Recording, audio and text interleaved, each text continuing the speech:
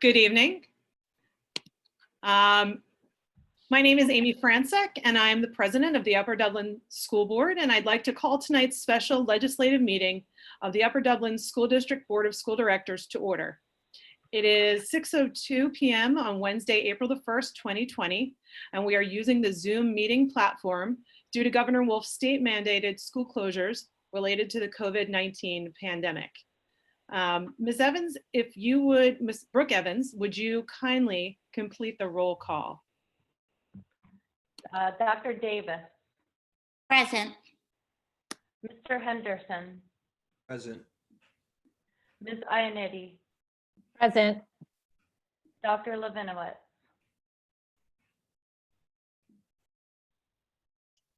Present. Mr. Ropsky. Present. Ms. Sherpier. Present. Mr. Sirota. Present. Mr. Wallach. Present. Ms. Francek. Present. All present. Thank you. Thank you. Before we begin with our announcements, I'd like to start us by reciting the Pledge of Allegiance. I pledge allegiance to the flag of the United States of America and to the republic for which it stands, one nation, under God, indivisible, with liberty and justice for all. There are a few announcements this evening. First, yesterday, March 31st, 2020 at 5 p.m., we held a practice run of this Zoom meeting. No deliberation occurred. And now I'd really like to take an opportunity to address our Upper Dublin community this evening. During this unprecedented national emergency, I felt it was important to acknowledge the people and institutions that allow us to continue to live and work safely as possible in Upper Dublin. First, I wanted to extend our well wishes to anyone in the Upper Dublin community who is suffering from the COVID-19 virus and wish them a speedy recovery. I'd also like to take a moment on behalf of our board and the district to thank the many members of our community who are on the front lines of the battle against the coronavirus. The doctors, nurses, pharmacists, EMTs, and fire personnel, along with the many researchers who are working to find treatments and a vaccine. Additionally, Upper Dublin has been home to one of the first local drive-through COVID testing sites. And we thank our colleagues in the Upper Dublin Police Department, Montgomery County Health Department, the Temple Ambler campus team, and the Upper Dublin Township staff for supporting that critical effort. We'd also like to thank many of the local businesses and employees who are working tirelessly to keep us fed and well during this difficult time, including the grocery store employees, restaurants and their delivery services, and all those designated as essential workers. What is essential tonight is also for our board to thank publicly the staff and administration of the Upper Dublin School District.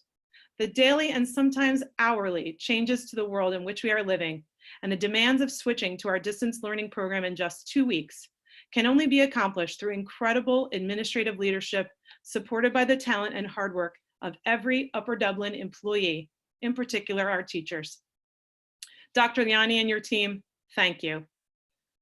Today, Dr. Yanni began a #UDGrateful Twitter initiative to celebrate all that is still good in Upper Dublin despite the stress and anxiety of our current situation.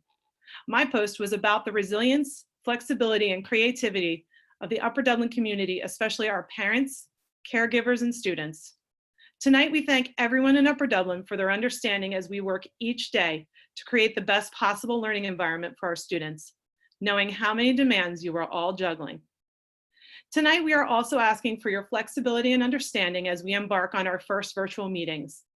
Dr. Yanni will be sharing with us all of the information possible to make tonight and future meetings as successful as we can. I'd like to now turn it over to Dr. Steve Yanni. Thank you, Mrs. Francek. Just a couple additional announcements. Earlier today, the governor did announce a statewide stay-at-home order effective this evening at 8 p.m.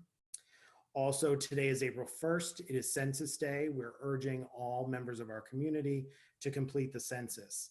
There are a number of census scams going around. The census will not ask you for your Social Security number. You can complete the census by mail or online. Also, I would like to thank, first of all, the board for their support during these challenging times. As you can imagine, in a relatively short period of time, we've had to reconfigure our entire district and create virtual learning opportunities for all of our students. My heartfelt thanks goes out to the leadership team and our entire staff for a job well done to this point. Thank you.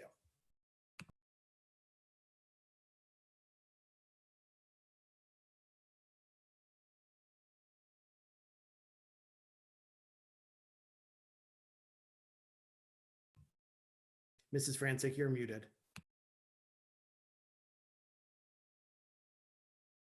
My apologies. Thank you, Dr. Yanni.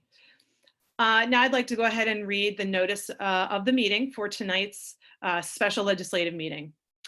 The Board of Directors will hold this special legislative meeting on Wednesday, April 1st, 2020 at 6 p.m. and followed immediately by the Education Committee and Policy Committee meetings. No public will be admitted to Upper Dublin High School due to Governor Wolf's recent directives. For your safety and convenience, the meeting will instead be live streamed, and members of the public are invited to attend the meeting virtually and participate in public comment sections of the meeting via Zoom. Directions will also be made available on the district's website regarding the procedures for public comment through the use of Zoom. For individuals who are not able to utilize Zoom, public comment may be emailed to Andrew Leckman, Board Secretary, at aleckman, that's ALECHMAN, at udsd.org, up until 4 p.m. on Wednesday, April 1st, 2020, regarding any agenda or non-agenda items. Such comments will be read publicly up to the 4-minute time limit at the appropriate time during the meeting. Please note that your name and address, including the town within the district, is required in order for your comment to be read publicly during the meeting. Thank you for your cooperation during this time, and please direct any questions regarding this matter to Andrew Leckman, Board Secretary. Mr. Leckman, at this time, is there any public comment that we will need to address that was emailed to you today? There was no public comment received via email today. Thank you. Thank you. And with that, we will now. Mrs. Francis, can I interject for just? You certainly may. So the purpose of this special meeting is to make some minor revisions to Board Operating Guideline 006 to allow us to be able to have these virtual meetings. What I want to ensure and assure the board of and the community is that this Board Operating Guideline, it's in its entirety, will be reviewed at the May policy meeting. But for right now, the changes are listed at the top of the policy, and it provides for us to be able to do virtual meetings, to be present at virtual meetings, being engaged in these meetings, and also to allow for public comment to happen virtually as well. Thank you. And with that, we can now move into the community input portion of the meeting. We ask that all comments for this community input, I believe, Dr. Yanni, to be related only to tonight's topic at hand, which is the revision of the board policy related to how we will conduct the board meetings. That's correct. Thank you.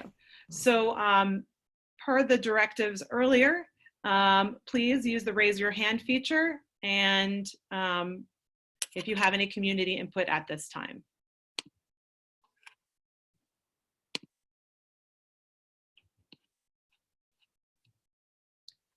All right, I am scanning through our list of attendees and seeing no raised hands for comment. I will now close community input. Moving on then, I would like to turn it over to Mr. Jeffrey Wallach, Chair of the Policy Committee of the Board, who will walk us through our business item.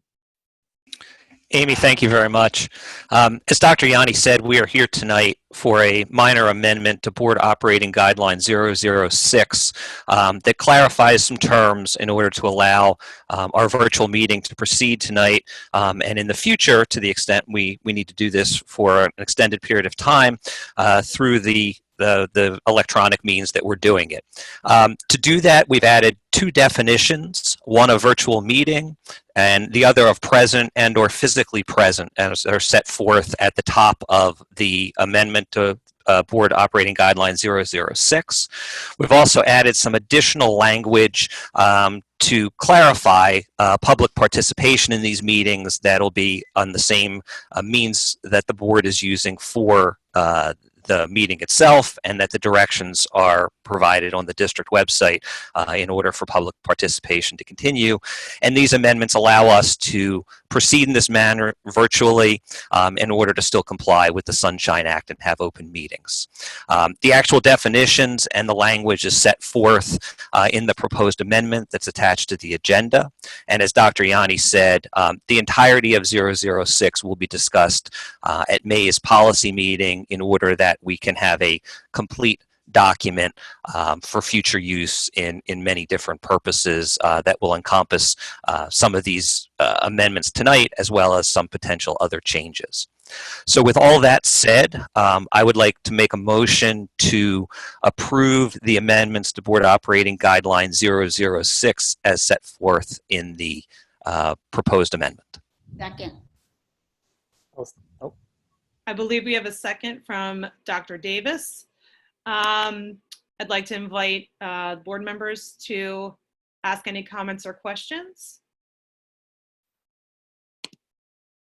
I'm scanning for any raised hands in our chat. Seeing none, we will be part of this process, being on Zoom. We'll be taking roll call votes. So we will now, Ms. Evans, take a roll call vote, yay or nay, to approve the revisions to Board Policy 006. Dr. Davis, Yay. Mr. Henderson, Yay. Ms. Ionetti, Yay. Dr. Levinowitz, Yay. Mr. Ropsky,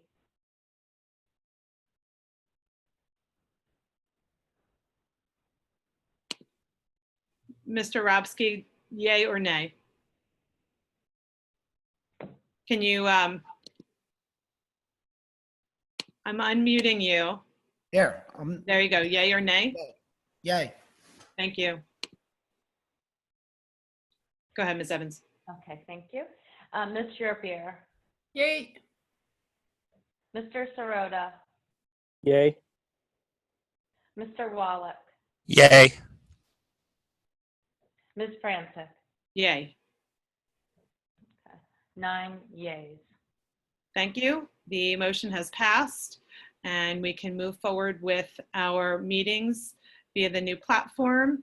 I would like to thank everyone who has participated in tonight's first of 3 meetings. We will be adjourning this meeting momentarily, but that is more of a formality. I would ask that if you are interested in participating in the Education Committee meeting, that you stay in this Zoom room, and that meeting will begin momentarily. That said, again, thank you, and this special legislative meeting is now adjourned.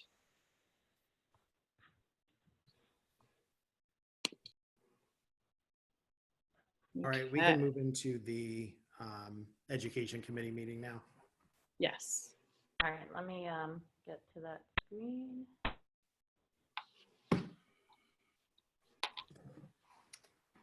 Okay. The Thank you. recording has begun. Mrs. Sherpier, if you would be so kind as to begin the Education Committee meeting. Yes, good evening, Upper Dublin. This is the Education Committee meeting.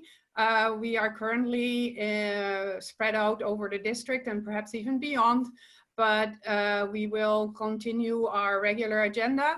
with 4 presentations tonight. I just want to make sure that everybody, if anybody's on audio, that they know who is present.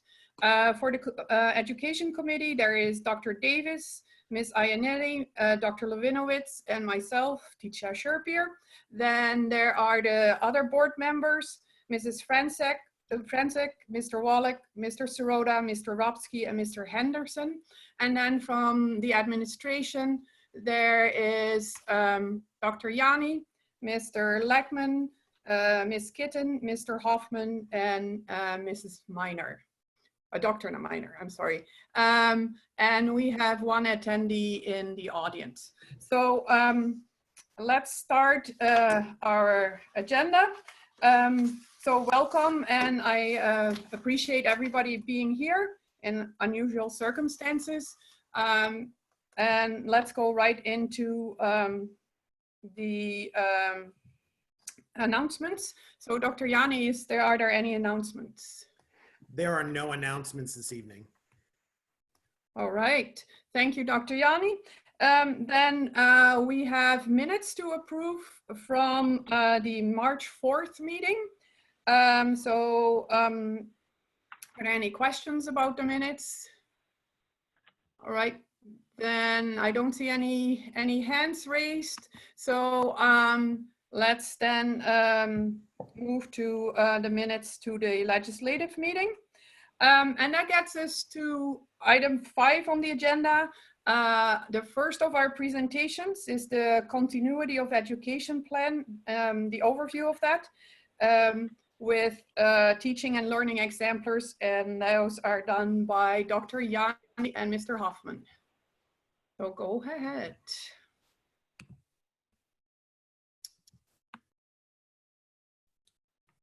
Do you see the presentation up on your screens? I wonder if I have to I do not. No, not yet. Here. Only host. There we go. Got it?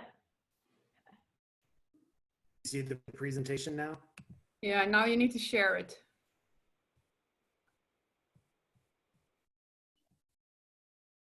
Can someone give me a thumbs up if they see the screen, they see the presentation? All right, thank you.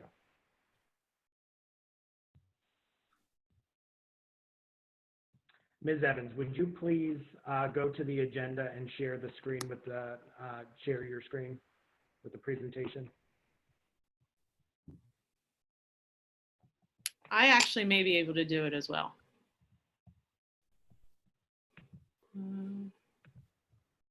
I think I got it. Yes?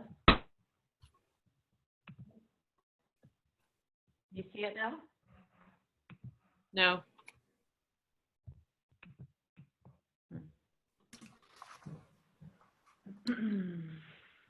Well, in the meantime, I just want to acknowledge that Mr. Vinogradov has joined us also. I'm sorry I didn't mention your name earlier, but you are here as well.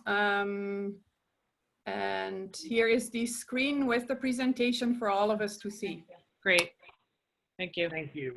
This evening, Mr. Hoffman and I will be speaking about a number of topics, and although they're shared as separate topics on the agenda, we've wrapped them all in this presentation with the intent that we will be able to use this presentation not only this evening, but we'll be able to share it with the community as well.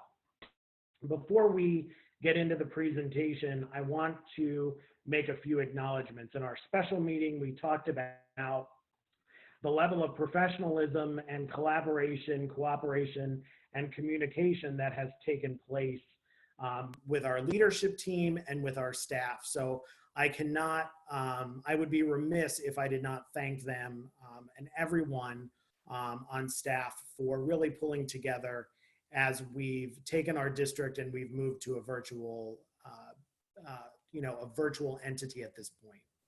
I also want to thank the students and parents, guardians, and families for their patience, because just as we are new to this, every district, or virtually every district in Pennsylvania, is having some of the same glitches and growing pains that we're having. The big point that I want to stress before we get into the presentation is that, well, two things may happen. If Zoom has high usage, we may get kicked off. If that happens, we will get the presentation back up and running as quickly as possible. But the second part is I want our school board, our staff, and the community to know that we're in a very unique time. And while we're planning for this week and the week after spring break and the week after that, we're already looking forward to the new school year. We know that kids, I'm going to use fourth graders going to fifth grade as an example. We know that the beginning of fifth grade may need to look a little bit different in the fall than it would normally look. What does that mean? It means that we need to look at the essential skills that kids would have gotten in the grade level that they're in this year, or the course that they're in this year. And we have to make sure that we focus on some of those areas when we start the new school year. So I don't want there to be unnecessary or undue worry that kids are going to come to school next year and be underprepared for the grade level or the course that they will be in. We're taking measures to mitigate that and to make sure that our kids realize success not only now, but as we move into the new school year. So with that, we'll move into the presentation. First, we'd like to talk about our continuity of education plan. When the governor made the decision to close schools, the first 2-week period, 10 days, or in Montgomery County's case, the first 11 days, the guidance we received from the Department of Education was to provide independent enrichment learning opportunities for students. At that point, the Pennsylvania Department of Education, the United States Department of Education, and districts were all working together to determine how to best meet the needs of all kids. As we move through the presentation tonight, we're going to be talking about how we're making good faith efforts to meet the needs of all of our kids. We know that we have students that on a daily basis receive accommodations, modifications, and related services that we're not able to give right now because we're in a virtual environment.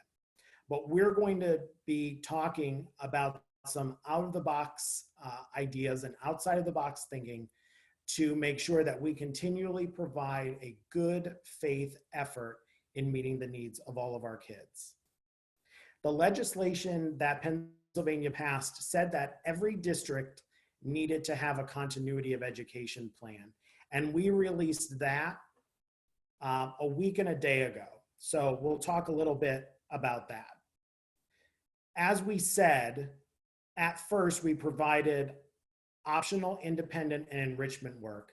And this week, starting on Monday, we switched to required instruction and required student work.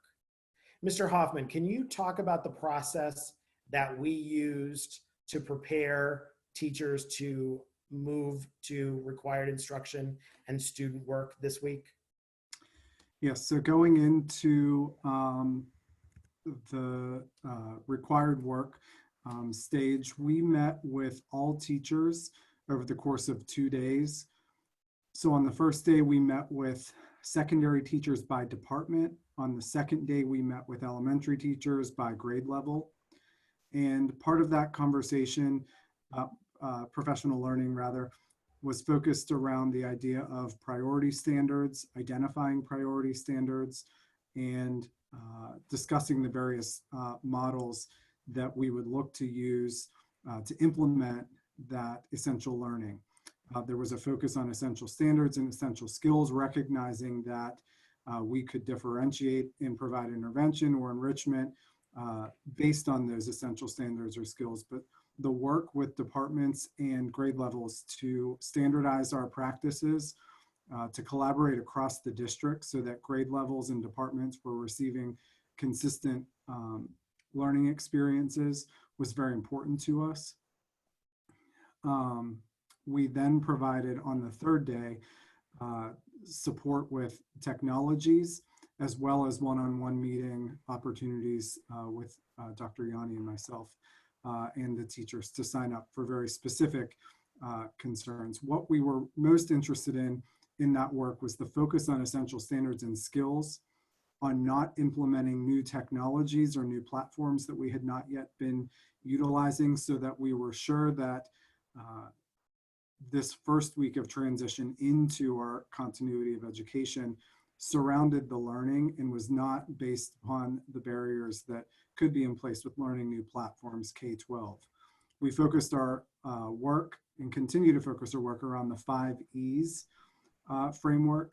And as you can see here, it begins with engaging the learner, exploring the content, explaining the learning, elaborating upon that, and then evaluating at the center of that. And that circular process continues. Our goal in selecting that 5E framework was that so K-12, we have common language, so that there are common expectations, and that so if a 3rd grader and a 10th grader are in the same family, parents and siblings could support one another with the individual breakdown of this learning. The value of the 5E framework is that it also is very inclusive to all learners and allowed us to really be able to diagnose in these first 2 weeks the level and the balance that we're looking for moving forward. One of the things that we've made very clear for this week and the week following spring break is that we are sticking with asynchronous learning.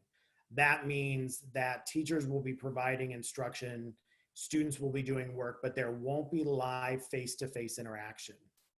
The week of April 20th, so next week is spring break. Next week, while our students are on spring break and the majority of our staff is on spring break, we have been doing daily evaluations of how this learning environment or these learning environments are working for students, for teachers, for families. And so we'll be making some adjustments next week while folks enjoy a little bit of time away from schoolwork. Then when we come back on the 13th to this virtual environment, it will be another week of asynchronous learning, but we're going to start to introduce some synchronous components. We know that synchronous components are going to be important when we deliver some specially designed instruction, some accommodations and modifications, but we do have some teachers, some families asking for that live interaction, and so we are ready for that. But in speaking with other districts across Montgomery County, we want to move very slowly with that. And this is a case where moving slowly is not a bad thing. There are a number of privacy concerns that everyone needs to be aware of.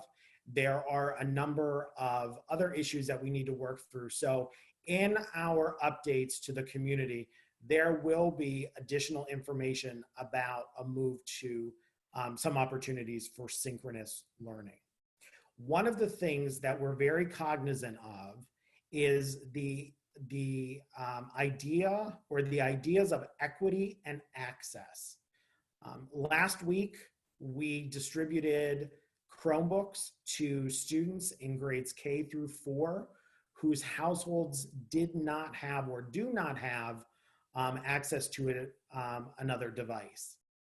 We do have a number of families that where children are sharing devices. And so we don't want to move forward with synchronous learning until we make sure that we have thought about all of the hiccups and all of the glitches and all of the roadblocks that might come our way. So for those of you that are wondering if there's going to be synchronous learning, there will be. We're just making sure that we do that very thoughtfully and purposefully. I would just add that balance is really what we're trying to look to engage over the next few weeks. Because as Dr. Yanni said, for every request that we have for more structure and more live, we also have as many requests coming and saying we need more flexibility because we don't have the access, or we don't have as much support to enable and encourage and make this work. So we really are trying to balance it and not lose sight of the learning. And I think that, as we've been trying to be patient with ourselves this week, recognizing that this is really the first week of school again in a way, and we've got to get into new routines and new norms and recognize that a lot of the technologies we have used are experiencing some delays that we expected because of the use across the country with those same devices. So we are looking for that balance. I also want to make the point, thank you, Mr. Hoffman. I also want to make the point that we've had several reach outs from community members asking why, for example, school districts in New Jersey started things before our district or districts in Pennsylvania, and why private schools did. The state of New Jersey, their Department of Public Instruction, they had received their go-ahead from their state officials to move more timely than Pennsylvania districts received it. And private schools, quite frankly, they are not governed by the same set of rules and legislation that we are.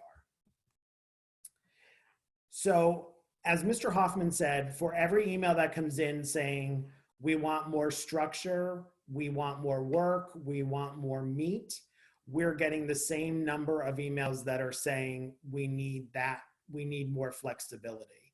And so our job is to continue to be responsive to our students, to our staff, and to our families. We opted to do an A-B rotation while we're educating kids in this virtual environment, so that kids and teachers could have some sustained focus in very deliberate ways. So if you look at the secondary level, we have made A days humanities focused and B days STEM focused. At the elementary, the same type of rotation there. Before we even sat down with our teachers to prep them, we did a lot of research on what the literature said about the amount of time that grade level, students in each grade levels should be spending per day per subject area. And, there is no shortage of opinions about how long students should be working or how short those required work periods should be. But if you look at the chart there and you see the chart, we're starting kindergarten to first grade up to 20 minutes per subject per day. And then as students matriculate through at the high school, we're up to an hour a day. Again, one of the commitments that we've made to our staff, to our students, to our community is we will continually evaluate this. And if we need to make changes, we will. So while this presentation is talking about what we're doing now, this is not a static process. This is a very dynamic process. And if we have to make changes and revisions, we absolutely will. And we will inform the community well in advance of any changes that we might be making. Dr. Yanni, if I could just add in there, the other thing to keep in mind with minutes of instruction and the A-B schedule is that because we are running an asynchronous model where students are going through the learning modules with feedback from teachers, in order for teachers to provide feedback on ELA, we need time for those teachers to offer that feedback to students so that we can then plan and correct and enhance the learning for the next day. When you look at a typical day-to-day schedule, the new material, students aren't getting in fourth grade, for example, 40 minutes of new essential learning and new skill work every day in every subject. The feedback plays a piece in the moving and the practice and the independent learning that occurs there is still ongoing. So the A-B schedule allows for us to be flexible with our family schedules, but also so that the teachers can give the most meaningful feedback in preparation for the next lesson. Thank you, Mr. Hoffman. As Mr. Hoffman said, feedback is as critical as any other component of this space that we're in. We really need kids to receive feedback And we're not just talking about a grade. What we're talking about is some meaningful feedback from teachers to kids about how they're progressing through learning a skill or putting skills together. So we want to provide that, that sustained time. Now, in the first week, I am sure some people might be saying, well, we're not getting a ton of feedback. Our teachers are still learning how to exist in this environment, and our students are still existing or learning how to exist in this environment. So we are quite confident that we will see pick up in the amount and quality of feedback that we'll be getting moving forward. And right now, the feedback, if I can jump in there, Dr. Yanni, sorry, Sure. a clunky, but I think we're making it. The feedback that we're really getting this week through some online assessments, some practice tests and quizzes, in some work that students are submitting is really a snapshot of where our students are right now, knowing that it's been 2 weeks since our students have been in front of our teachers. And it's also allowing us to engage to make sure that by day 3, how are we doing with the participation? How are we doing with attendance? How are we doing with getting all students logged on to this program? So the feedback really that's been most meaningful, in addition to what they're learning about our students this week, is also the feedback of where they are and what they need to do in terms of that load that we're looking at finding the balance for. Thank you. In terms of grading, for the time being, we are maintaining the grading procedures that we have in place. There has been some conversation at the state level about some potential changes in grading, and we'll talk about that later on in the presentation. But for the time being, we are maintaining whatever the grading procedures were in our classrooms prior to the mandated shutdowns will be the grading practices that we have employed in this environment.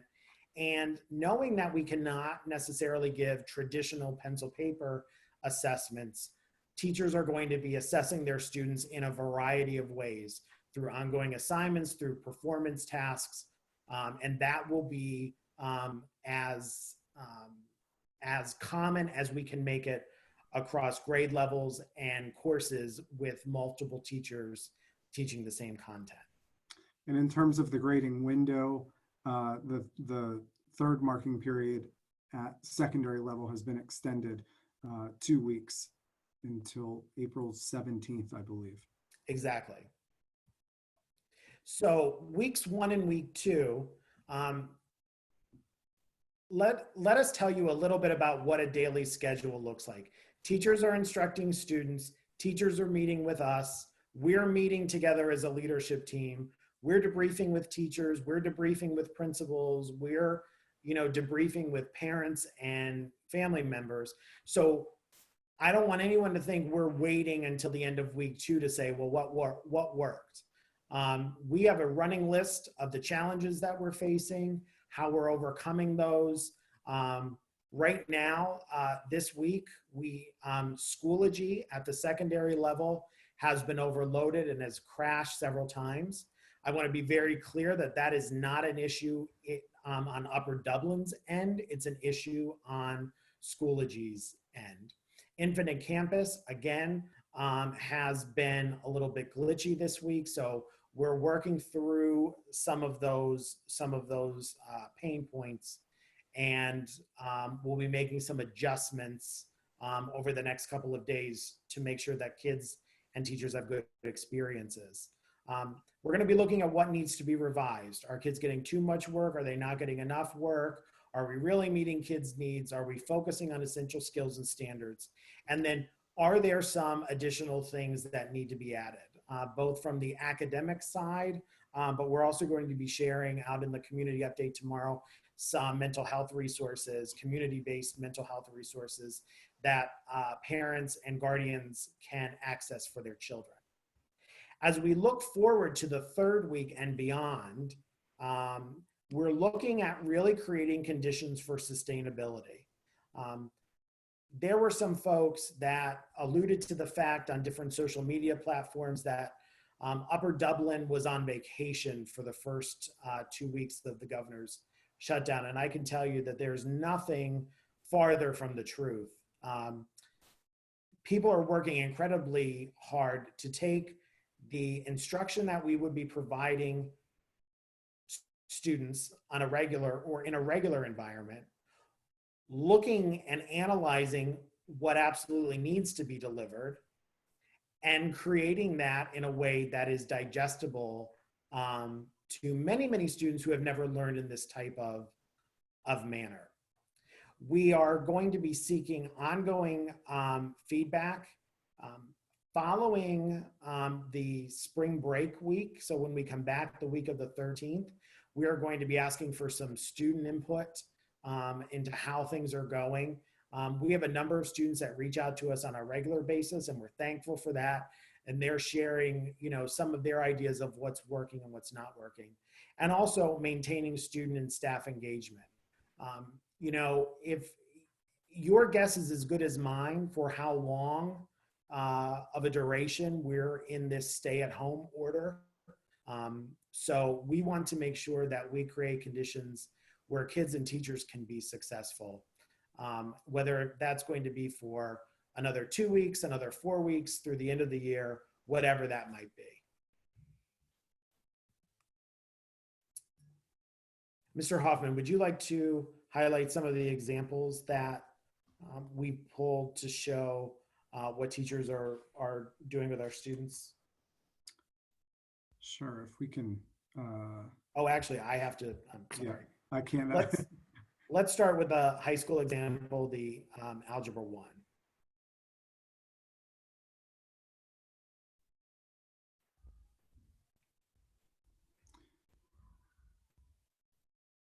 So what you can see on the high school examples here is that they're creating this as a 2-day lesson. Students see on the left their learning targets, their objectives of what they're looking to work through. And you can see that students are using resources like Pear Deck that they're comfortable and familiar with to engage with their teacher, to show the teacher what they know as they're introducing the material. Our Algebra 1 class 6 through Algebra 1 are finding that as the presentation that we offered last month about illustrative math, that they are finding that this framework actually melds very nicely to the work that they were doing. So this warm up is actually based on what they would be doing. But if you scroll down to the bottom, you can see that they're using resources like Khan to deliver conceptual understanding, interactive graphic organizers that they can use. Teachers are going in and tailoring the resources to meet the expectations and needs of that course. But what they're finding through this use, as well as through several of the Schoology resources, is that students are getting live feedback. I was talking to a physics teacher today who his students were talking about, as they were doing practice quizzes, they were getting live information back, and he was able to see that in real time and reach out to select students as well. So you can see by the end of the week here, they have deadlines submitted in red. We are discovering, and as we need to evaluate and be flexible with the deadlines were there so that teachers could give students predictability surrounding when they would get feedback. But what we're also finding is that some of our students who get a little nervous about deadlines when technologies are down, that's heightening some of the struggles around the pressure of meeting those deadlines. So we're working around some tools now that if a resource is down, if website's down, that we're communicating with our students where that flexibility can occur. I also want to make the point that our special education teachers are working collaboratively with our regular education teachers so that kids are getting work that is meaningful for them, and we're making good faith efforts to meet their unique needs. This is a 7th grade example. This is a life science, biology heavy course. And as you can see, again, while each teacher might have their own take on what exactly, they call different activities, you'll see that teachers are using the similar format, the 5E framework, so that kids have common language across courses, families have common language across grade levels.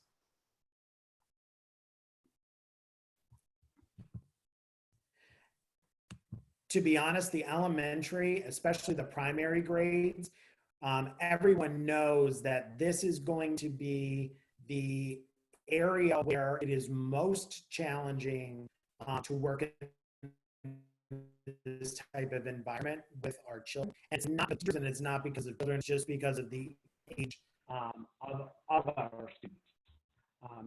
Our elementary teachers are sending out a week at a glance so that parents and families can see what the expectations are for the week.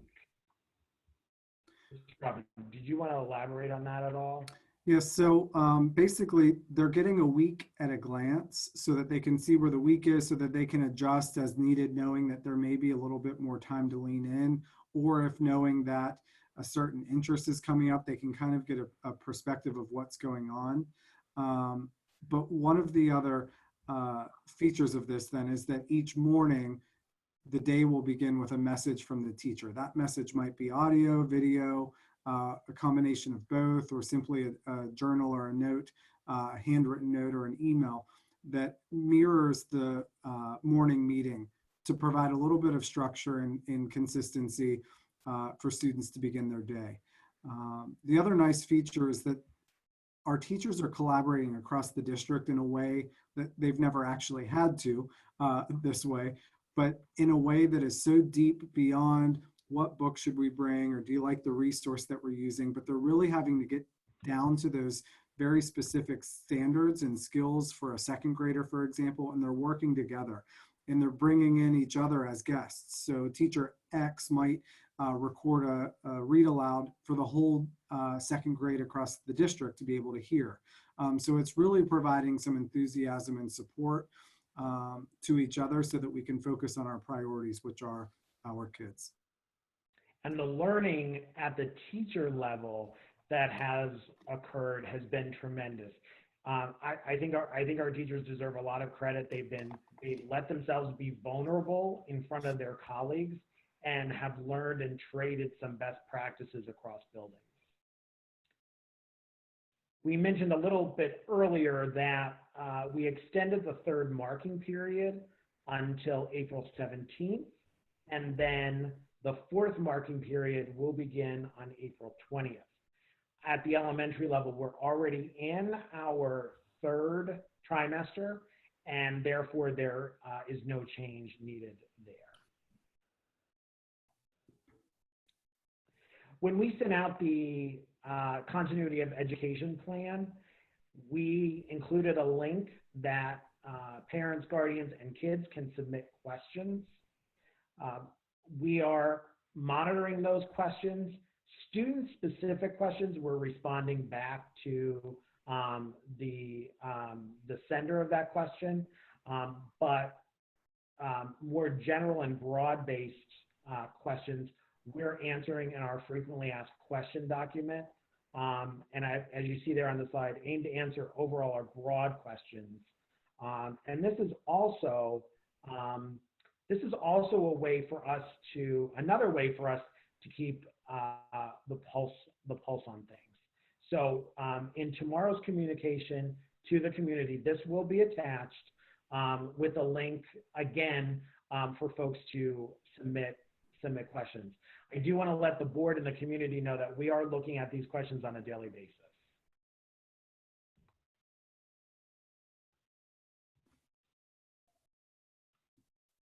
Why don't we stop there? Are there any pressing questions that the committee or board may have regarding the continuity of education plan? There are a couple other topics related to it that we'll speak about later, but happy to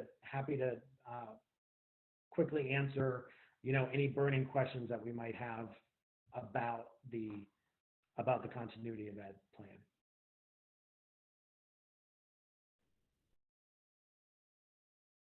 Miss Ionetti, go ahead. I see your hand is up. So the 5 E's, that terminology, is that something we're going to hear the students use, or is that for the teachers, a way for the teachers to structure their lessons? It's really a way for the teachers to be purposeful about structuring their lessons and their activities for kids. You may hear kids say that they're in a certain stage, whether the explore or explain stage, but that's more, at least for right now, some terminology that's more for the adults. What I will say is there will be carryover when this is done. The 5E framework is an inquiry-based, research-based, validated framework for instruction. And as we move forward with curriculum revisions and the way we focus on instruction in the district, the 5 E's will be something that everybody will be hearing more about in the coming months and years in Upper Dublin.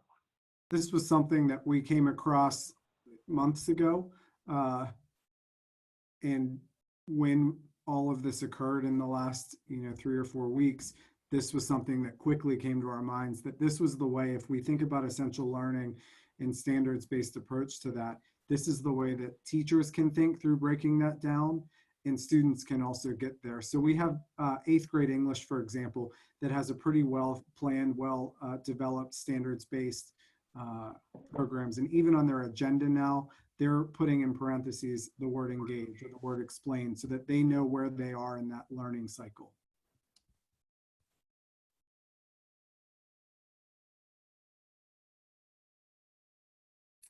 Okay, I'd like to move into some legislation that's affecting districts.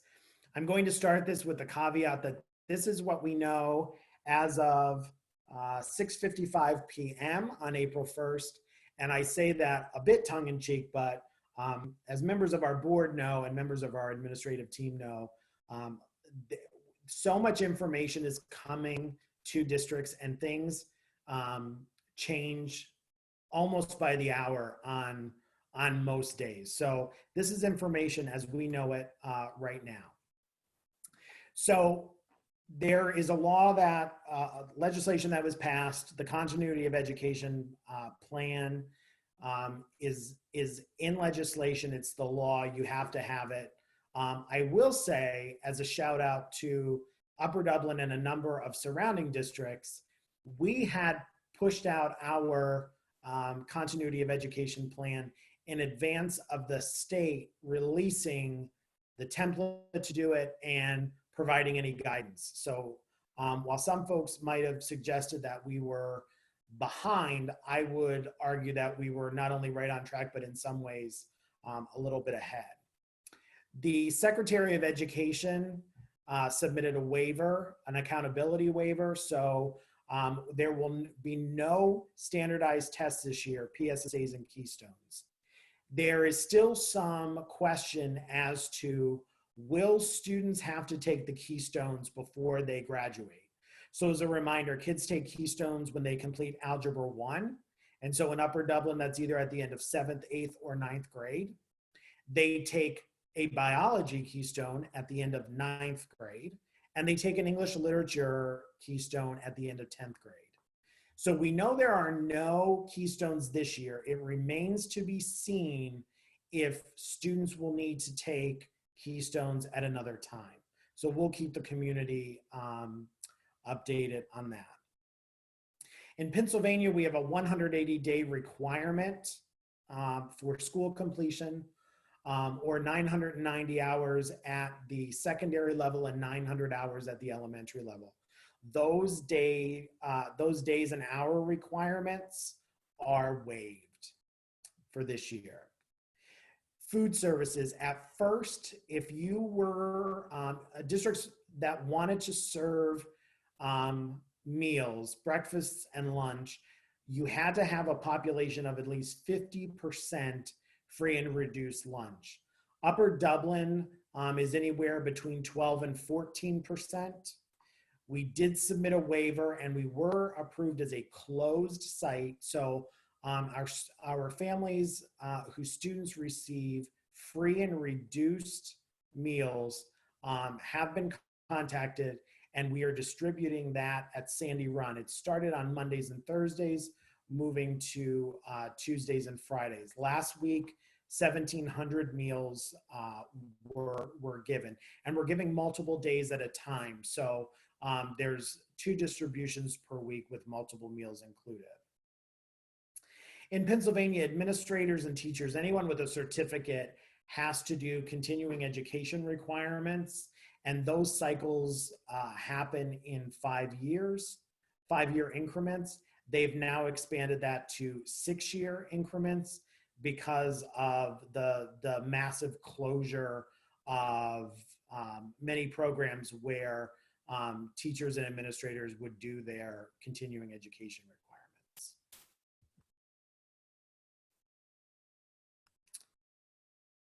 Any burning questions about legislation affecting the district or any district in general?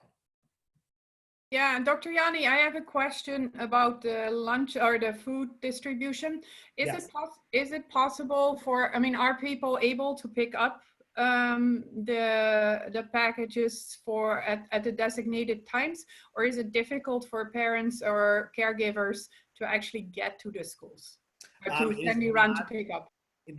We have not received any feedback that anyone has had any difficulty. We are encouraging folks to let us know if they are having difficulty, and we will find an alternate way to get food to them. There's any number of ways we can do that, but no, we have not had any reports of difficulty. Great, thank you. One piece that I wanted to mention in terms of legislation, Keystones and PSSAs were waived this year, but the College Board has not waived the advanced placement test, AP tests. What they've done is they have changed the assessments. Typically there's a multiple choice section, and then there is open-ended constructed response questions that kids have to answer. What they've done is they've eliminated all of the multiple choice questions. They have expanded the tasks, the open-ended questions that kids have to do. They've made these assessments now so that they can be completed at home, and they will take approximately 45 minutes. Now, I'm not making a judgment, but that is a major deviation from the way advanced placement assessments have ever been given before. So the College Board received a lot of feedback. They're still pressing forward with their plan. As we know more, in fact, tonight when we're done with the policy meeting, I'll be jumping on a meeting with the College Board to learn their final plans for the assessments. So as we look forward, I think I speak for everyone when I say we look forward with a hopeful lens of return to normal operations as soon as possible, although we don't know when that is going to happen. So let's talk a little bit about short-term planning and long-term planning. We really need to see the path that this virus takes. That's really the only thing to do to see when the governor is going to open up schools. Best case scenario, students return. Prior to the end of the year, we resume some normal operations. Worst case scenario, we go into the summer not welcoming our kids back. We are having conversations about what final exams look like at the high school. Those conversations have been ongoing with the high school administration and high school staff, and those conversations will continue. Provided that we have to do finals at home, they will not be traditional assessments. They'll be more project-based or task-based assessments. The reason that we want to be very thoughtful about how we continue grading practices is because we don't want to do anything that would adversely affect students' transcripts. Now, we have heard from just about every college and every university, from community colleges through the Ivies, that they realize that districts are in very difficult times and that they are going to be very flexible with however students' final transcripts look. As I said before, if there is a move to deviate away from our current grading practices, we will communicate that with the information at that time. We realize that there are some seminal events we may not be able to celebrate this year, looking at promotions in 5th and 8th grade. And the one that I think pulls at my heartstrings the most, and I know students and parents and families, is graduation. Graduation is set for June 8th of this year. We were reminded today by the Department of Education that we must confer diplomas no later than 11:59 p.m. on June 30th. So one of the things that we feel very strongly about is doing everything we can to make sure that kids experience a graduation. Obviously, our hope is to be able to do a live in-person graduation if the stay-at-home orders are lifted, even if we have to do a reduced occupancy graduation, but that all remains to be seen. We do have plans in place, a plan B if we need to do a virtual graduation, what that also would look like. As we look at longer term planning, I want to provide some assurances to our community that we are being as thoughtful about things as we would have been if we were in school every single day, in physical school. So class placements and course selections, there will be some information coming out this week, just allaying some concerns that people have about timelines for course overrides and course registrations and everything. Staffing assignments, our leadership team, we're working through the staffing process for next year. We'll be working collaboratively with our Teachers Association following the spring break to make sure that we have all the staffing needs that we have fulfilled. There will also be information coming out later this week that we are reopening kindergarten registration and registration for grades 1 through 12 as well. And we have some contingency plans in place that, you know, if the governor says, look, May 1st or May 15th or May 10th, you can come back to school, that we can return to normal operations very quickly.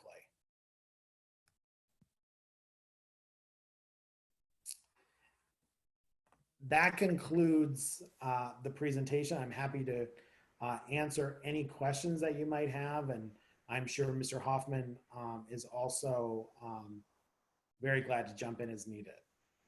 Thank you, Dr. Yanni and Mr. Hoffman, for this presentation. It's very clear that even though our buildings may be closed, education, teaching and learning is continuing to move forward in Upper Dublin. And again, I want to thank everybody involved to make this all possible. It is a new world, it's a new environment, and also families' circumstances can vary widely, and I'm very pleased to see that there is flexibility to make that possible. Are there other members of the committee who have any questions?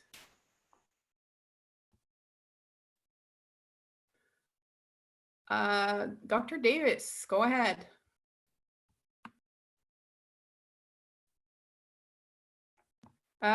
You may need to unmute your microphone. Yeah, I did. First, I just want to say thanks for all the hard work that's gone into putting together a very comprehensive plan. And I'm very appreciative that there's constant review and evaluation of how it's going so that we can make the proper adjustments. I did have a question regarding our students that attend the Eastern Center for Arts and Technology, since half of their day is spent there. Have we gotten feedback on how their programs will be handled so that they get their proper credits that, you know, work towards graduation? Yes, and thank you for that, Dr. Davis. Before we put this presentation up on the website, I will add a slide about that. Yes, Dr. Plesnarski, the executive director, and her team have done a great job at Eastern communicating out what their continuity of education plan has been. I've had several reach outs from students that attend Eastern. I think they were very concerned about what their work from home was going to look like, specifically because so much of their work is hands-on. So far, the general sense I'm getting from our students is that they're very pleased. I mean, they miss being in school, they miss going to Eastern, and I'm sharing that feedback with Dr. Plesnarski as well, just so that she's kept in the loop. We're also doing keeping Dr. Plesnarski in looped in, because we don't want our students and teachers and staff at CTEs to feel like they are, completely islands unto themselves. And so actually starting tomorrow, Dr. Plesnarski will be joining our daily superintendent calls with the IU and the Department of Education. Great, thank you. All right, are there other questions from committee members? I'm not seeing any other board members with questions. I have one, Mrs. Shroppier. I can't seem to raise my hand as a co-host of the meeting. I apologize. Ah, that's why. Yep, go ahead. I don't know if it's a question as much as it is a comment. I'm trying to look through all my notes. Obviously, first of all, thanks to you, Steve, and Dave, all of the team involved in the teaching and learning that we're doing right now.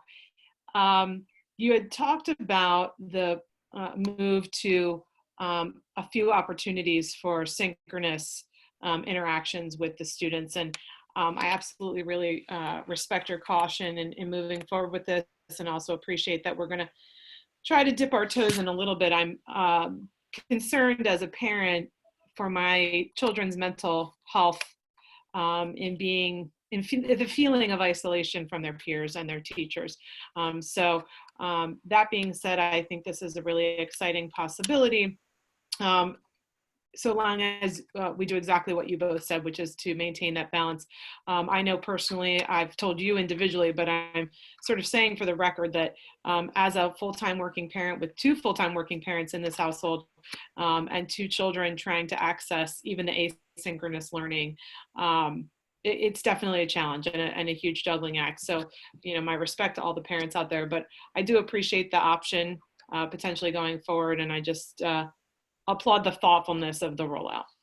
Thank you. One of the things about synchronous learning that I think is worth stressing, on a daily basis, Zoom is becoming more and more secure. There have been news stories about Zoom bombing. And so we want to make sure that we have every protection in place so that our students are not subjected to any of that nonsense. So that's another piece that we're being thoughtful about before we move forward with synchronous learning. All right, I think, thank you. Mr. Sirota, I see your hand up. Go ahead. Yes, thank you. I just wanted to add a thought about synchronous learning, that it doesn't have to be video chats. Synchronous means at the same time. Students already, at least in the upper grades, I'm not sure, maybe all grades, can work synchronously through the Google tools that we provide and a variety of other tools. If we can improve synchronicity between students as well as student to teacher, and not necessarily all at the same time, I think that would be a benefit. But it is definitely, as a real privacy nut, it is definitely something to tread carefully with. Exactly. Thank you for that. And, Mr. Sirota, one of the things,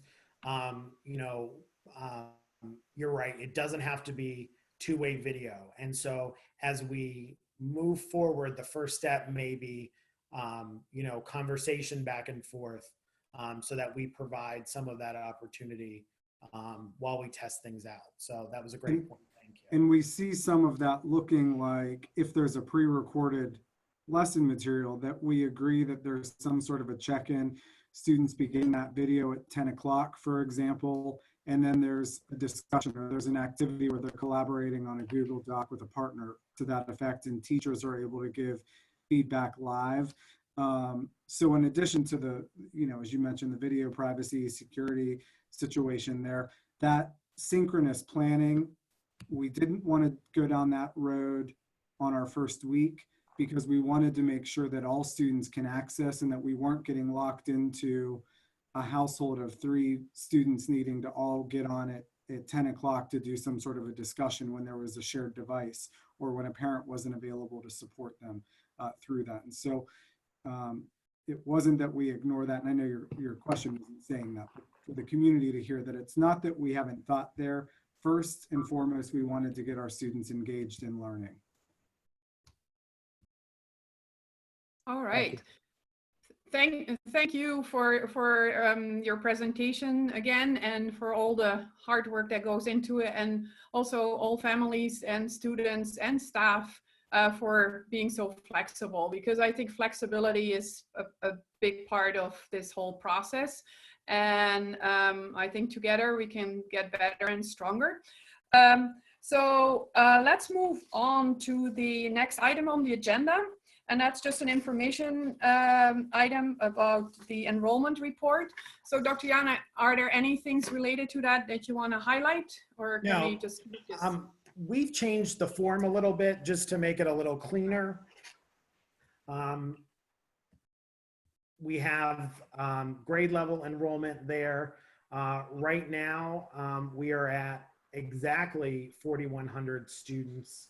And as I said earlier, kindergarten registration will continue, and our numbers are looking pretty good at this point, where they're where we would expect them to be at this point of the year. And I really have to give a lot of credit to our technology department and Maura Ruiz, our registrar. She's moved a lot of things online, and so that has definitely that will definitely be a big help with the registration process.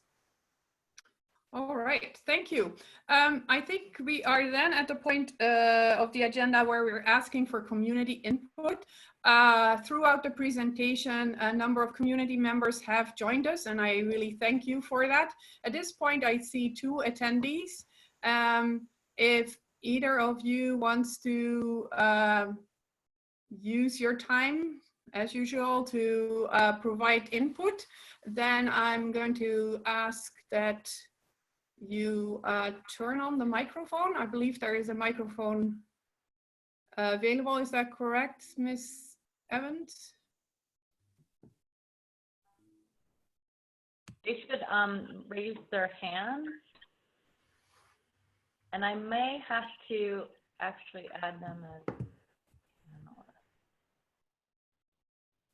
Ms. Evans, I'm just going to individually ask the attendees if they have any questions.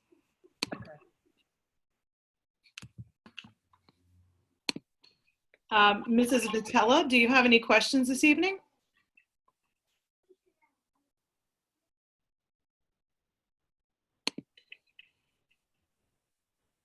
Okay, seeing none. And that is everyone who is on the call at the moment. So, Mrs. Sherpy, back to you. All right, thank you, Ms. Franczyk. I just want to say thank you to everybody for joining. We are now at the end of our meeting. Our next meeting will be May 6th with the potential of it being in a similar format. We'll keep you posted on that. And with that, I would like to adjourn the meeting. Thank you very much. while we transition, we're going to stay in the same room. I would like to announce that last night, Dr. Kim Miner was officially approved as the superintendent of the Exeter Area School District in Berks County. And while we're sad to lose Dr. Miner at the end of the year, we know that she'll be very successful in Exeter. I've been joking with her a lot, saying that only Kim would get a superintendency in the middle of a pandemic. But we wish Dr. Miner lots of success in Exeter. Exeter is almost a mirror image of Upper Dublin in terms of size and structure. Thank you, everyone. All right, I think we can move into policy. Okay. Great, thank you. Excellent. Hello, everybody. This is Jeff Wallach, and I'm going to call to order the Policy Committee meeting for Wednesday, April 1st via our Zoom technology. The entire committee, myself, Dr. Davis, Ms. Francic, and Mr. Sirota are on the line, in addition to various other board members and administrative staff.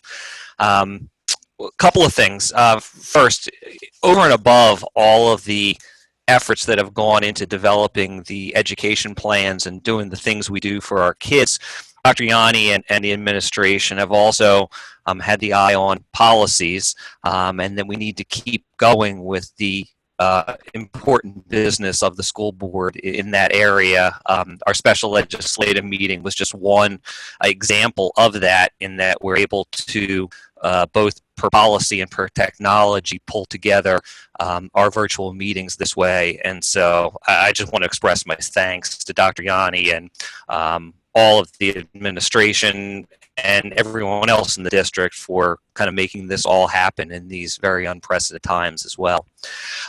We're going to talk about certain policies that are on our agenda tonight. Some of them we're just going to essentially renew because we did not have a legislative meeting last month. A couple new policies we will bring to the forefront. We'll get to that in a moment. Just as a precursor for the committee members and for the full board, more so than ever tonight, we'd really like to focus on substantive points and substantive discussions with our policies at issue tonight.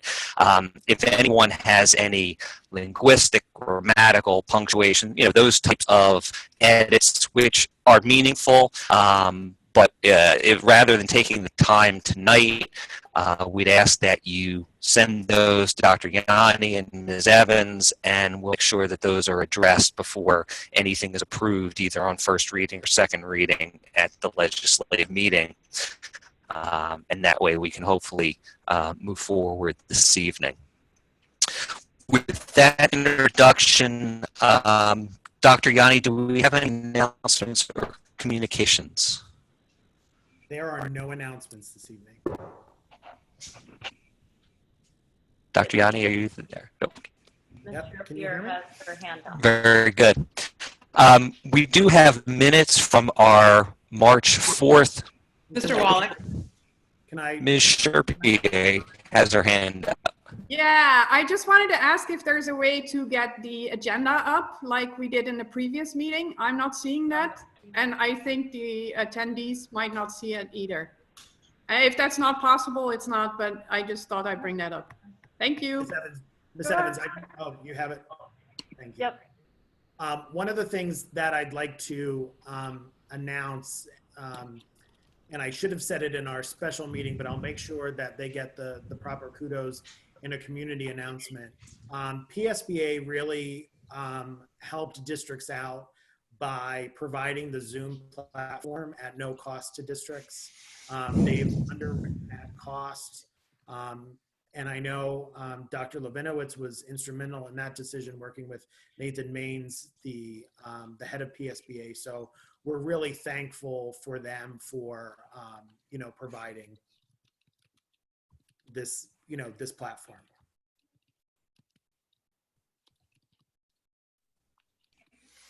Agreed. Thank you, Dr. Yanni. we'll move through to, we have minutes from our March 4th meeting, which was our last policy committee meeting. If anybody has any questions or comments about those meetings, about those minutes, I'm sorry, please raise your hand. Seeing none, we will move them through for approval. And we'll move into the policy report and recommendation section of our meeting. The first couple of sections, as I mentioned, since we didn't have a legislative meeting, these are really just for informational because they're going to be moved through to the next legislative meeting this month. So our second readings for P303, 307, 311, 312, 313, and 705 will move through. There's really no need for discussion for those since nothing has changed. They just didn't get to the legislative meeting. With one exception that I'll note, in P705, people may recall at our policy committee meeting, there was some discussion. Yours truly raised a question as to whether there needed to be some clarification of safety with regard to employees working on or off school property. And in consultation with legal, the decision was made that no change was needed to the language, and so the language that I had proposed is unnecessary and is going to be removed from that policy as it goes to the legislative meeting. Dr. Yanni, anything else you need to comment on that No, nothing. P705? Nothing else. Thank you. Excellent. We will. The one thing I do want to add there is we did have also at that time P707, and that is going to be reinstituted for a first reading, given that in light of the comments at the policy committee meeting in March, the policy was somewhat substantially rewritten to make it read clearer, and we'll get to that down the road, but that's why we're not seeing that listed as a second reading for this month's legislative meeting. 5.02, the second reading repeals, again, those are carry-throughs to the legislative meeting. Moving through to 5.03, which were our first readings at the March committee meeting, those as well will be moved through per the legislative meeting, and we do have 707 listed there in that it's going to come up for a first reading anew. And like I mentioned, with kudos to Dr. Yanni and Mr. Sirota, there was some significant effort to make that policy just read a little bit more succinctly, and it's been provided here. There's a link to that. Candidly, I don't think much was changed substantively, but things were reordered in order to make it flow, and that's why we felt there was a need to make it reappear for a first reading. I'm sorry, for the board. Dr. Yanni, is there anything you want to comment on that P707 on first reading? No, I just want to make the point that, like Board Operating Guideline 006, 707 is a policy that we continued to work on, and there were some parts of the policy that were really cumbersome. And so while many of our policies are really straightforward, there are a number of policies that we're going to really deconstruct and put back together so that they're clear, they're concise, and that we remove as much gray area as possible for clarity, not only for district staff, but for community members as well. Excellent. Let me stop there just because that's a new ad from our last policy committee meeting, and ask if there's any members of the committee or of the board that have any questions or comments on P707. Please raise your hand and we'll address those. I will say, while we're waiting for questions, I will say, Mr. Wallach and Mr. Sirota, I feel like I'm working at Simon & Schuster. They're my two editors when we work on policy. So thank you for your continued, analysis of everything that goes into the development of a policy. It's our pleasure, and I see Mr. Schuster has his hand raised. Mr. Sirota, more seriously, Mark, you're on. You're muted, Mark.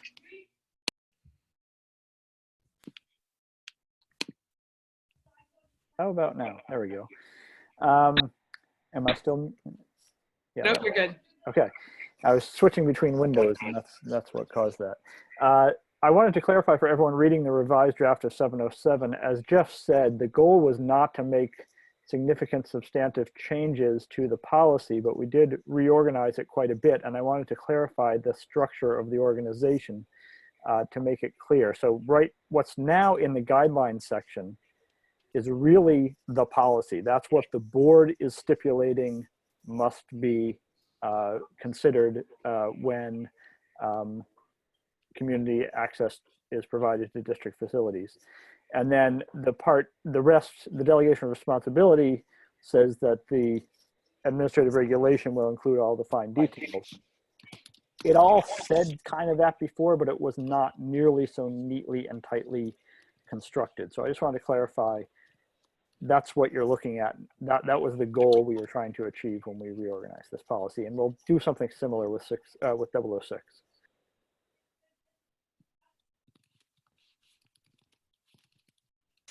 Excellent. Any other comments or questions from the committee or the board? Okay, I'm not seeing any other hands, so we will move 707 for first reading along with the others from last month's meeting. In terms of 5.04 moving forward, there were some first reading repeals in March, and again, they'll move forward to the legislative meeting this month, given that we did not have a legislative meeting last month. With that, we'll move to agenda item 505, which is the review of a handful of new policies for first reading. These are policies that were not addressed in March, so they're coming to the committee and to the board for the first time on first reading. The first one we have is policy 801, which is public access to district records. And the board was also provided, I believe, with the AR for that as well. Dr. Yanni, any comments or thoughts about that?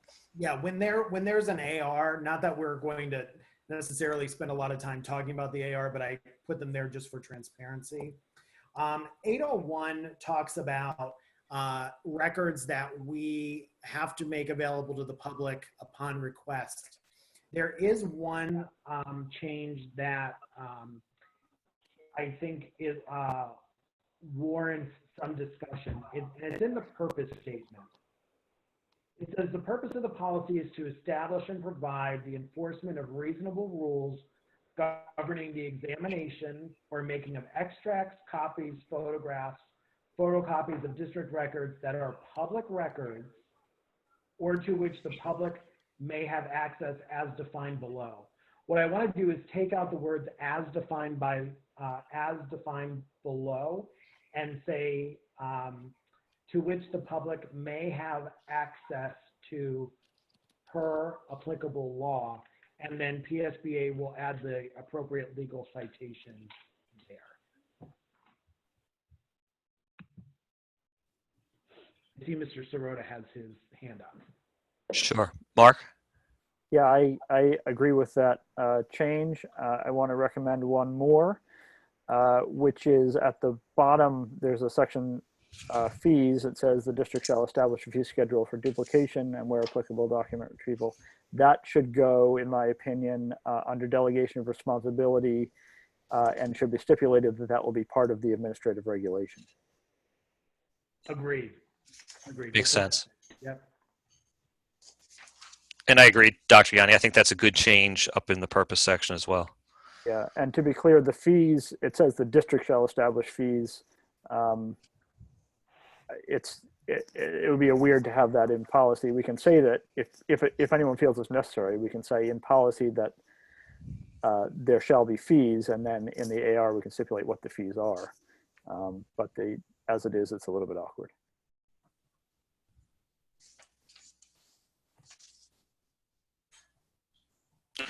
Right, and ultimately, I think the fees will reference the fee schedule per the right to know guidelines, regardless. Yeah, we'll keep that open-ended, because then that way when that organization, if they should change their fee schedule, we don't necessarily have to come back and make a change to our local document.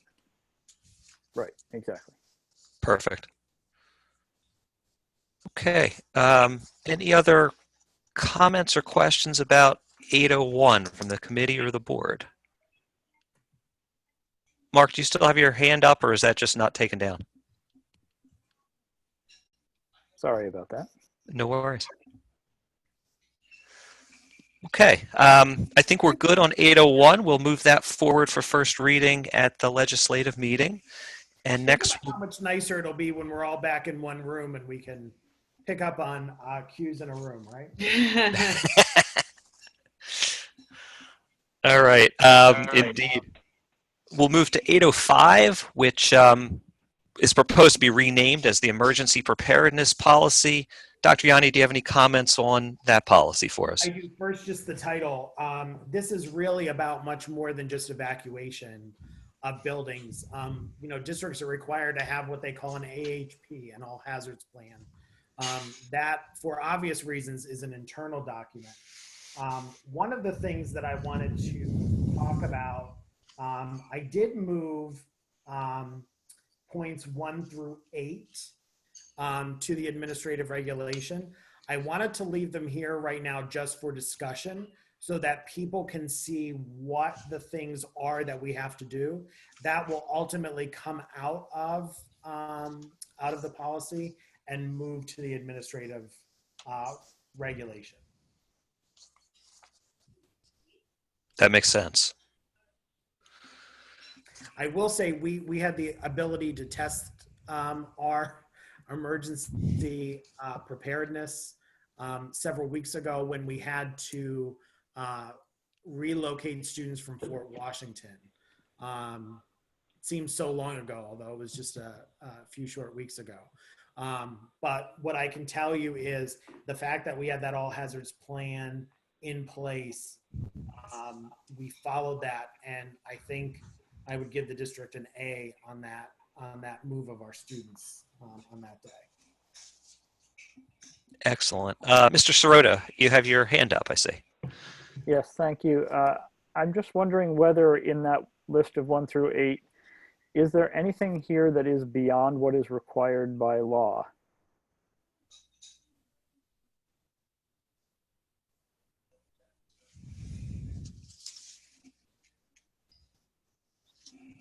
No.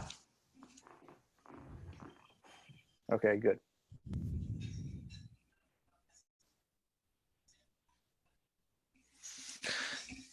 Any questions or comments from the committee or the board about 805? I have one other. In the new language under guidelines, bullet 4 says students are taught to respond appropriately to an emergency situations. That's important, but all staff should be taught to respond appropriately, or everyone in the building, Yes, that is, should that's be good. taught Yes. to respond appropriately. Yeah, thank you for that. Thank you for that. Thank you for that catch. Agreed. See, Simon and Schuster. Love it. Anyone else on 805?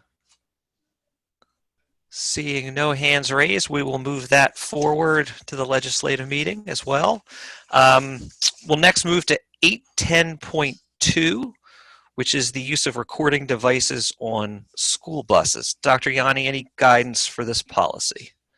So like most districts, or I would say most suburban school districts, we do not necessarily have a camera on every single bus, a recording device on every single bus.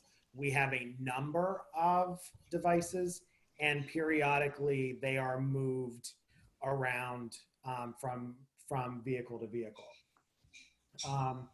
What this policy really does is to really just alert that we have these cameras, the recording devices, and I want folks that may be listening now or later.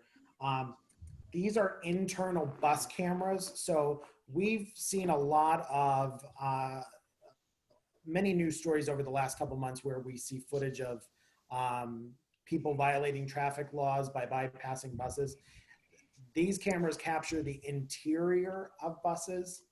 And what I will say is, despite all good intent, buses on cameras are not typically that helpful because there's no way to situate them in the bus where they can see behind the high seats that are in a bus, right? So they are a safety measure and a measure to monitor, behavior and bus conduct, but by no means are they a very highly effective way to monitor bus behavior or bus issues.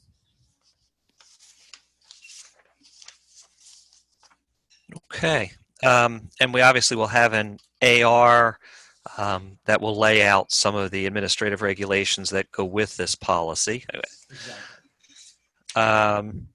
Mr. Sirota, your hand is up. Thanks. I'm wondering whether we need to be clearer about this policy covering only interior cameras. If we were to have stop sign mounted cameras, which I know is something that is growing in popularity across the country, would we need to modify this policy accordingly? Do we need another policy to allow us to do that? Do we not need a policy and it's already okay? And if this is strictly about interior student behavior cameras, I wonder if it shouldn't say so more clearly. Yeah, Mr. Stewart, I think that's a good point. This is just about interior cameras at this point. I think we can make that statement somewhere in the policy, and then we'll have this in the particular file that if at some point we do exterior cameras on buses, we can come back and modify that policy at another time. Does that sound good? Yep, thank you. Yeah, it makes a lot of sense. Any other committee members or board members have any questions or comments on 810.2? Seeing no hands, we are a well-oiled machine. We'll move that forward to Because of legislative meeting. It all goes back to Simon and Schuster. And we have one more policy for first reading this month. It's policy 913, relations with non-school organizations, groups, and individuals. Dr. Yanni, you want to give us a little background on that one, if you could? Sure. So PSBA from time to time give us draft policies to look at. They recently gave us 913 to look at. Quite frankly, I didn't like the way their policy was structured, and I think it left a number of holes that our policy addresses. And so I put, with just some minor revisions, 913 on our agenda for tonight. And it basically speaks to some limitations about how non-school groups and individuals can use or have access to district grounds, district students, district staff. And I think this policy, in conversation with several other superintendents, they're seeing an uptick in folks not associated with the school trying to encroach upon school district time and property, and make use of students and staff for any number of activities, including trying to sell products, trying to promote different things. So I put this policy on tonight just for everyone's consideration, and I'm very open to any changes that anyone thinks may need to be made.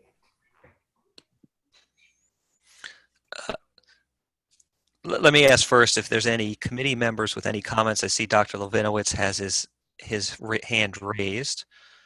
Not to preclude any committee members from chiming in, but let's take Dr. Levinowitz since he has his hand up first. Steve, are you getting to the second paragraph under authority? I'm not sure what that paragraph is getting at and what it means. So that has been existing language. The reason I didn't make many changes there, I think that we have to discuss that paragraph.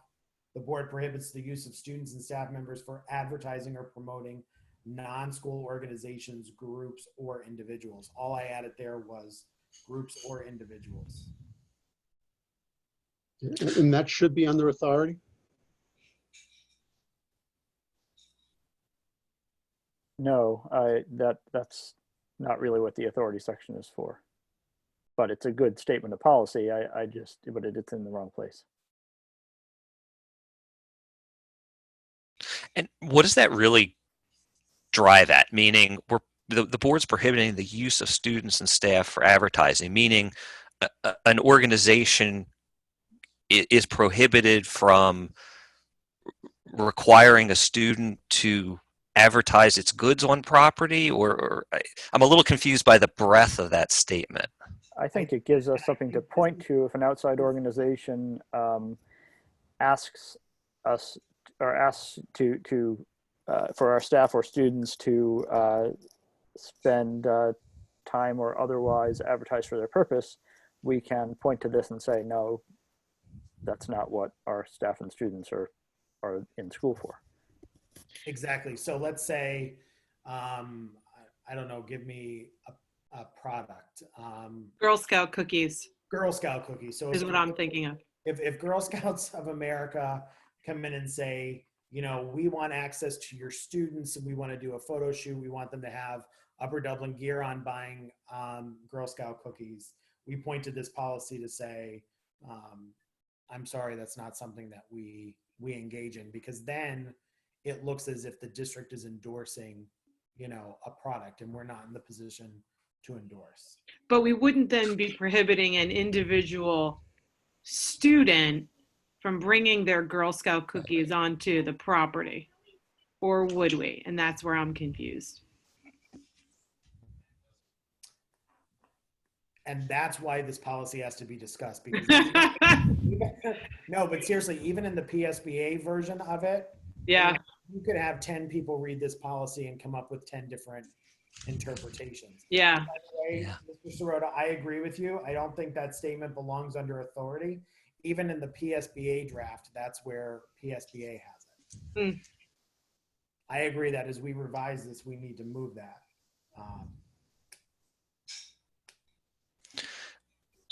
Zainity has a question for you, Mr. Wallach. Sure.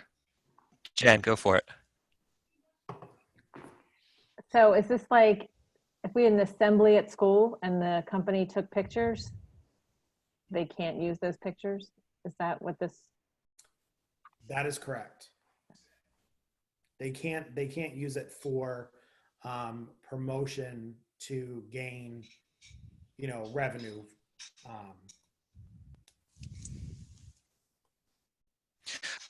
I'm wondering if it makes sense, and I don't have the language at my fingertips at the moment, that paragraph that Dr. Levinowitz called out, should we make it more, kind of flip it around and make it more affirmative the other way, putting the focus on the prohibition for the organizations or the groups as opposed to the students? I think so.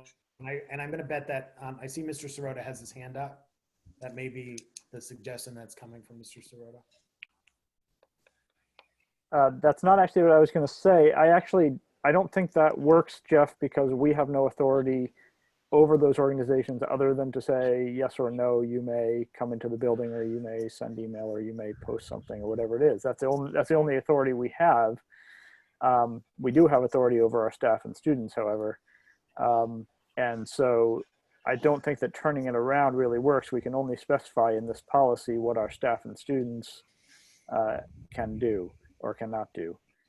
What I was going to say was, I think to drive wise revisions to this policy, I think the first step ought to be to come up with the sorts of use cases that Amy and Jen already came up with. Girl Scout cookies is one, an assembly where the where somebody wants to take photos or otherwise, further promote their speakership.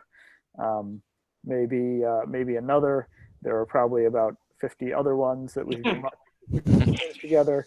And once we have those in mind, it'll be a lot easier to read the policy and say, did we achieve what we're trying to achieve? I think one of these, one of the things we have to recognize about this policy, Mr. Sirota and Dr. Levinowitz will remember last year when we talked about the gift policy. And having a policy, I see Mr. Sirota laughing because I think that was a 3-month policy that we talked about. Remember the good old days when we could all be in a room? But one of the things that I think we have to realize is there are things that we can prohibit, but it's the enforcement of that prohibition. There are many times that is almost impossible. I'm not saying that is an excuse, but I'll use Girl Scout cookies for an example. We could say we don't want Girl Scouts, asking their teachers and asking other people to buy Girl Scout cookies, but we know that's going to happen, right? And so I think we have to be thoughtful as we talk about the prohibitions. We have to make sure that the policy is also enforceable. That's an excellent point as well.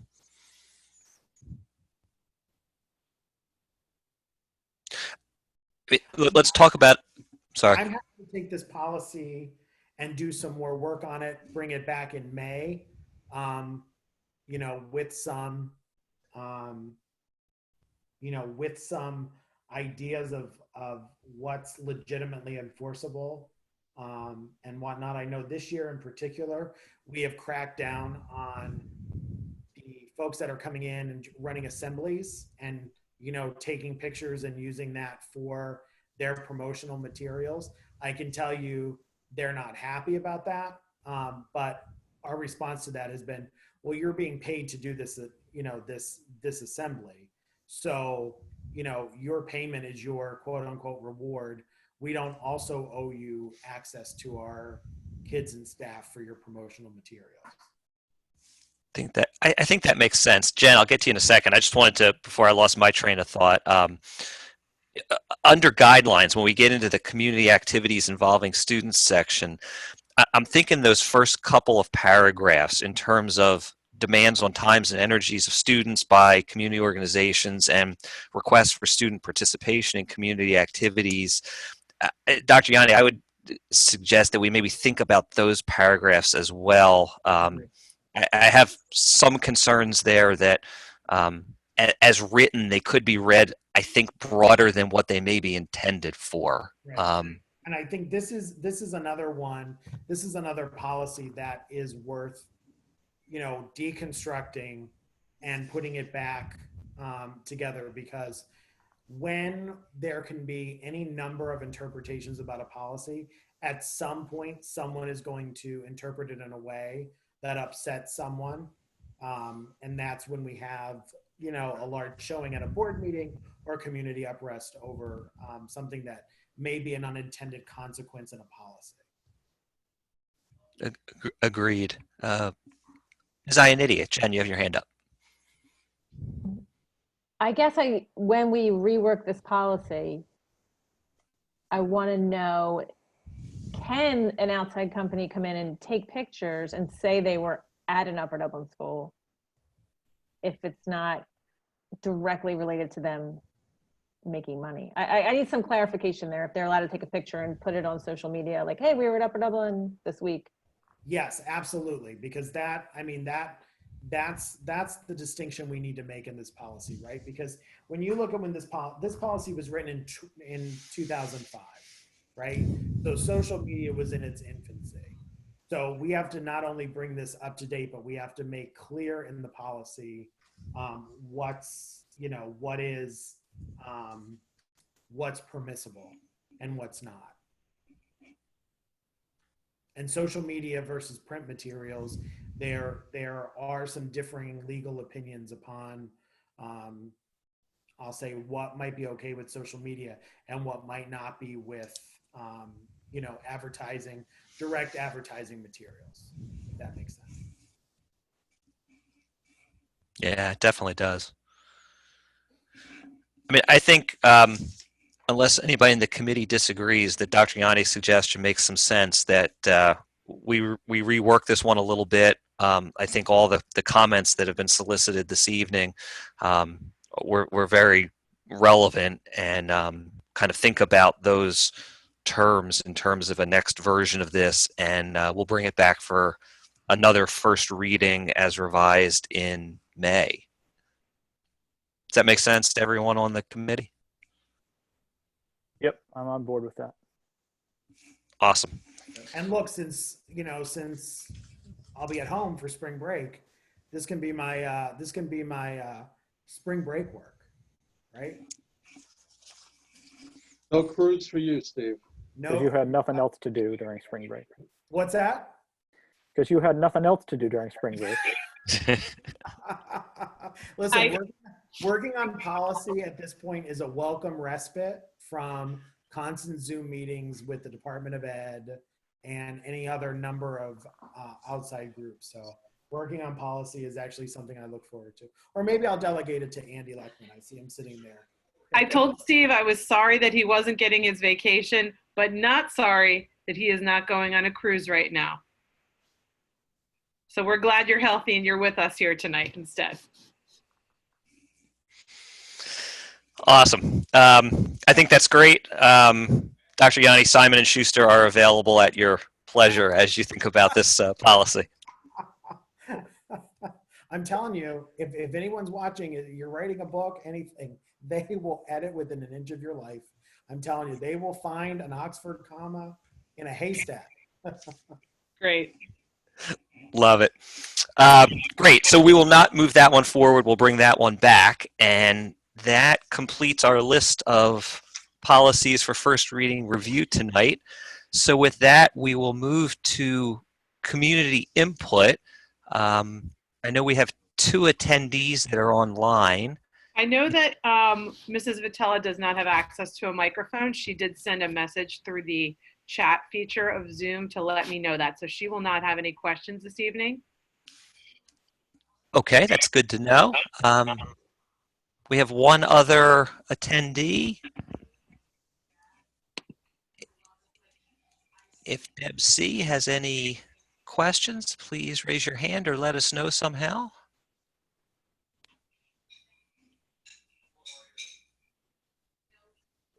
Okay. Seeing none, I think we will close community input. And with that, we will announce that our next policy committee meeting will be on Wednesday, May 6th at 7:15, immediately following the education committee meeting. And are there any other comments or questions from the committee or the board before we close? Dr. L.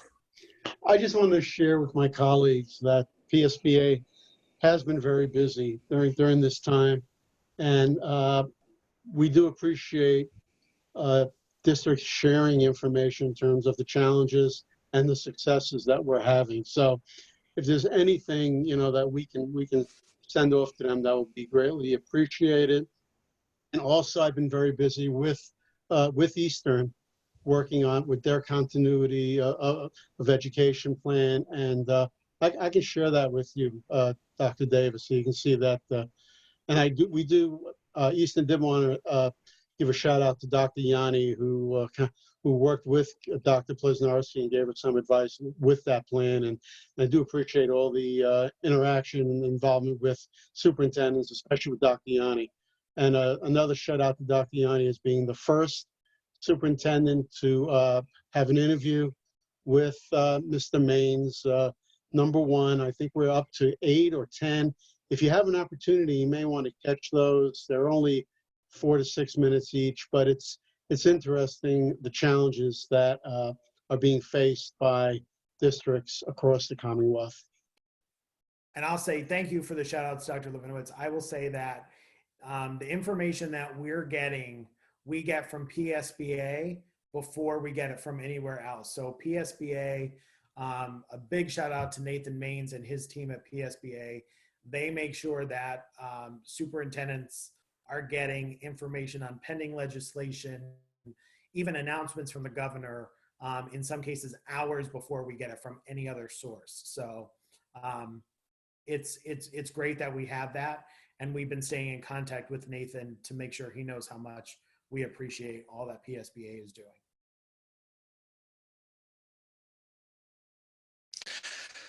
Very good. If no one has anything else, I see no other hands raised. We'll adjourn the meeting. I want to thank everybody and have a good night, and everybody stay safe. Thank you. Good night. Good night. Good night. Good night, all. Good night. Night.